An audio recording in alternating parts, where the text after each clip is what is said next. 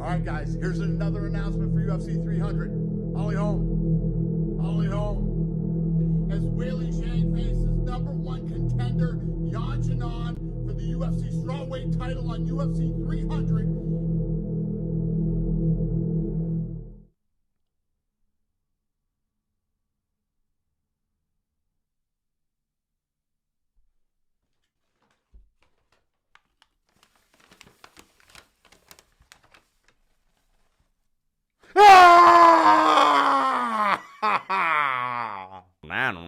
Bad to the bone.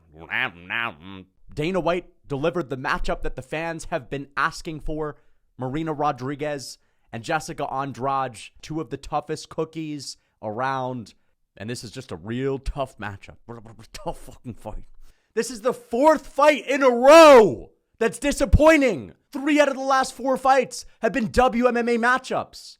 And they still might make Shevchenko and Alexa Grasso. The average card has maybe 2 or 3 of these max. This is UFC 300 for Christ's sakes. They'll never get it right. They're out of touch. The matchmakers I'm talking about. These are old heads. They've been living under a fucking rock. Who is asking for this? And I understand that there's still going to be some fans that are defending Dana White, that are just brown-nosing him and digging in Dana's cheeks to kiss his ass. But if you're doing that at this point, then you're just too dumb to understand what this card could have been and what it should have been. I understand people are saying things like, it's just a number, man. It's just a number 300. No, it's not just a number. This is a once-in-a-decade card that the UFC hypes up. The UFC talks about UFC 300 being this special event. Fans treat it as such, and therefore it's important. They're just giving us these regular formal fights. This isn't even a fight that I would get hyped for in any other circumstance. If this was on 302, I'd be a whole lot happier. But even if it's on a weak card, I'm still glossing over this. You think I'm going to be thinking about Jessica Andrade versus Marina Rodriguez? You know what? I'm going to just be real. I'm not thinking about Zhang Weili fights. If Zhang Weili were to retire tomorrow, I wouldn't give a fuck. Dude, if Jessica Andrade, Zhang, Kayla Harrison, Holly Holm, if they were to all retire tomorrow, you think I'm losing sleep over that? I'm sleeping like a fucking log. I'm losing sleep as it is with these on the card. The fucking UFC's lucky that we let them put these on in the first place, okay? And they're putting this on a once-in-a-decade card. Get the hell out of here. And the craziest thing is, these are actually okay matchups, like, except for the Holly Holm one. That one kind of sucks. Nothing says entertaining like Kayla Harrison landing total strikes in half guard for 15 minutes. Total strikes in half guard, man. Nothing says a banger like Zhang Weili taking down Yan Xiaonan for 25 minutes and landing total strikes in half guard. Zhang Weili with a wrestling. Whoa, she's like the Volkanovski of WMMA. Bro, these may be okay matchups, but that's the issue. We're not asking for too much.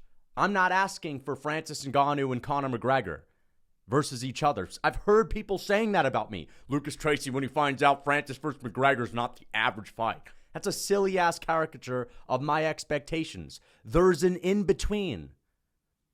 From Francis versus McGregor, some freak fight that the dumbest fans think that's what everyone's asking for. The expectations are too high, to Marina Rodriguez. There's a bit of an in-between. Is it too much for me to want to see a matchup like Cyril Gane versus Sergey Pavlovich? I'm actually going to be thinking about that. I'm going to be nervous before those guys actually start fighting, before the bell rings. You think I'm going to get goosebumps with Holly Holm walking out? No one's talking about Holly Holm versus Kayla Harrison a couple of weeks out of the fight. No one's pacing back and forth as they're walking out, nervous, biting their fingers. What's going to happen? Who gives a fuck? These matchups are irrelevant. The outcomes are irrelevant. You know, is it too much to ask for the UFC to just put on good fights between relevant fighters where we're actually going to be excited for it? Is it too much to ask for someone like Kamaru Usman to be on this card? No, your expectations are way too high. Really? Kamaru Usman, expectations are too high? You could get him on 294, but not this one. I'm right. If you are defending this card at this point, you are just trying to be different. This is not me with the hot take, Tracy's out here trying to be a contrarian this time. No, I'm not. They've disappointed with every fucking matchup, except for Charles Oliveira and Arman Tsarukyan. Even Justin Gaethje and Max Holloway, which is still an okay fight. It's a little bit one-sided. It's like no one really thinks Gaethje's going to lose. I put out a poll, like 30,000 people voted on it. And it's 81% in favor of Justin Gaethje, like some ground beef, 80-20. It's not really making you think, oh shit, man, I have no idea what's going to happen here. But still 2 good names, and that's still one of the better fights on the card. But you look at every other matchup, Rakic, boring-ass fighter. Aljamain and Calvin Kattar, it should have been a different matchup. Aljamain and Ortega. Kattar versus Yair. They're just shitting these out. Bo Nickel, Cody Brundage, Holly Holm, Zhang Weili, Yan Zhao. What has Yan Zhao done to deserve a spot on the biggest card or the most important card in UFC history? Absolutely nothing. It's by luck that UFC 299 and 298 are so good. They have no idea that 298's main card is a masterpiece for us. 298 is much better than 300 right now, and that's based on the main card alone. Volkanovski, Ilia Topuria, Henry Cejudo, Merab Dvalishvili, Paulo Costa, Robert Whittaker. You have Anthony Hernandez and Roman Kopylov. And I think there's another fight on that main card that's also excellent. I'm forgetting exactly what it is. Ian Gary and Jeff Neal? Bro, are you kidding me? Throw UFC 300 in the trash if I have to choose between one of those two. I don't care if UFC 300 has 10 all right fights. UFC 298 craps all over it. That's just by happenstance. That's, I guess we shot something out and we came out with something good, right? This is a total disaster. It's like when the UFC tries, they produce crap. Fuck. Could you imagine being in the room when Dana White and the boys put this one together and them thinking that this is a really good idea? Marina Rodriguez, just Andrade, call him up. Man, I can't imagine that. What's going on? They're that desperate to get fighters that they have to go all the way down to Andrade? I'd rather see Sean Woodson fight. Again, there's like 500 other fighters on this planet that I'd rather see fight on UFC 300 as opposed to Andrade and Marina Rodriguez. Get Roberto Soldic, who just got KO'd in ONE FC. Get Rod Tang. Get Demetrius Johnson back. Fuck it, Nate Diaz versus DP is better than this. Stipe Miocic, just have Stipe shadow box in the middle of the cage. Let's just see Stipe move around, hit the bag a little bit. It's better than this one. But let's also talk about the press conference, because we're also going to see all these people on the stage together. Is that going to be fun? Is the press conference going to be special? I don't think so. Where are all the trash talkers? Andrade and Marina Rodriguez are going to go back and forth. They're going to butt heads. I don't see it. I don't see them butting heads. What else do we have? Holly Holm and Kayla Harrison. Holly Holm is the preacher's daughter. She's, just going to sit there with a smile and be super respectful.